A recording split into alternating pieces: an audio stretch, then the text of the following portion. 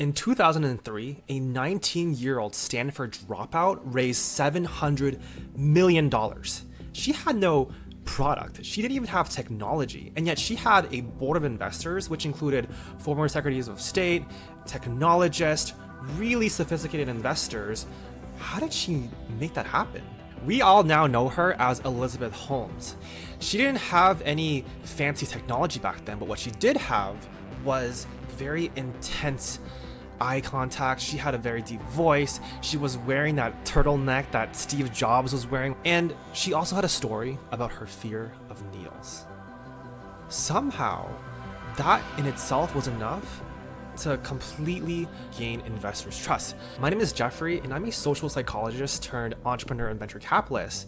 And in today's video, I'm going to talk about the psychology behind what it takes to make an investor say yes. I've worked with over 100 founders on their pitches, their storytelling, and their public speaking. And what's really crazy is that oftentimes I get founders who become shocked when they realize that the investment process is actually not as logical as a lot of people assume. In fact, it's kind of a lot like sales. If you're in sales, you would know that sales is not a complete numbers game. There's a lot of psychology involved. And it's the same thing with investment. Today, I'm going to talk about some of the psychological factors that affect whether or not an investor gets out their wallet and hands you a check. And by the way, I'm not just going to give you some tips and tricks that you can find anywhere on the internet. Being a psychologist, I'm going to leverage real research done on these investment contexts so that you'll know everything has been backed by science. The first point I want to make is that we often assume that when people make investments, they're using their logical brains. They're crunching numbers, or assessing business model, they're looking at your traction. That's all true, but really a lot of people underestimate just the amount of influence other factors have on people's decision making that don't even necessarily have to do with the investment itself. And a big factor here is your public speaking skills. In 2008, a researcher sat 24 investors down to review 3 investor pitches from real entrepreneurs. After the investors reviewed all the pitches, the researchers asked them, okay, so here are multiple dimensions. What exactly drove your decision making?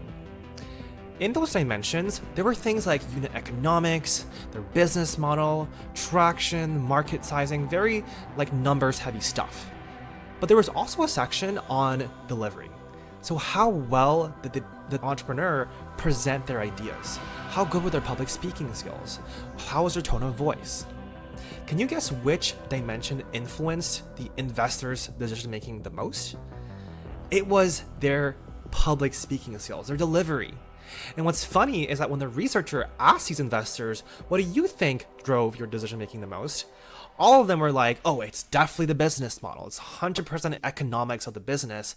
It just didn't seem very viable. When in reality, if you looked at the actual data, it was the presentation skills that drove the actual decision making.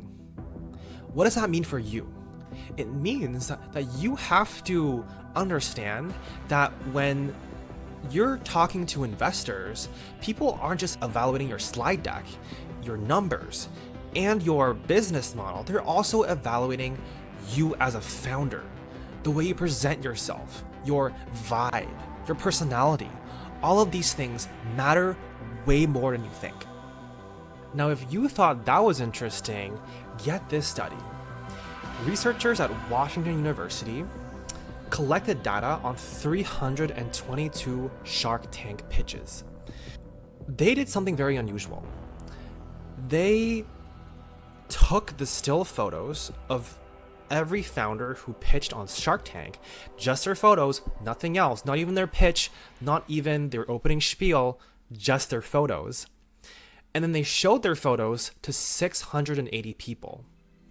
And they asked these 680 people to rate these photos on a number of characteristics, which had nothing to do with the pitch itself, like their attractiveness, their likability, their competence, their ability to work under pressure. And then they took all of these different scores and correlated them to what exactly the sharks invest in. And get this, the photo ratings correlated significantly with Shark Tankers' actual decision-making processes. Just a photo, not even a pitch, just your image. It matters because it shows that your first impression is incredibly important when it comes to pitching. You want to make sure that the moment you enter the room, they're seeing a version of you that is worth that $10 million, $20 million, $30 million that you're asking for. So concretely, you want to make sure that you are well dressed, you're using a good webcam, you're using a good microphone, and you're also making sure that you appear in a way that looks like you command respect.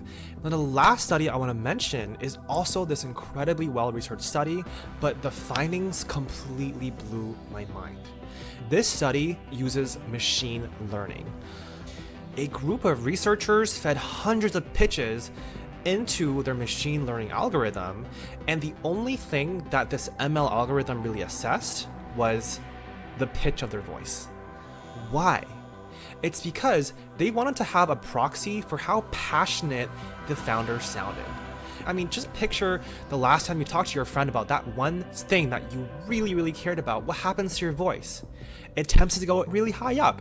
You tend to really raise your pitch because you just feel fired up. And so they were trying to measure passion by the tone of these founders' voices. And guess what? They found that the founders with a higher pitch voice were 35% more likely to get funded, even after controlling factors like their education, their experience, everything. And so here's why this is important for you.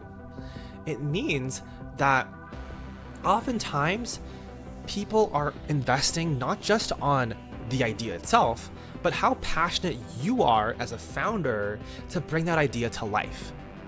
And without you knowing, they're gonna assess that by how passionate you sound on that call when you're talking about your startup. You might be watching this video and you're like, oh my gosh, this game is completely rigged, because ultimately it comes down to how people like you. Here's a reality. When you're in this VC space, you're gonna find out very quickly it is very relationship heavy. People don't fund your business, they fund you.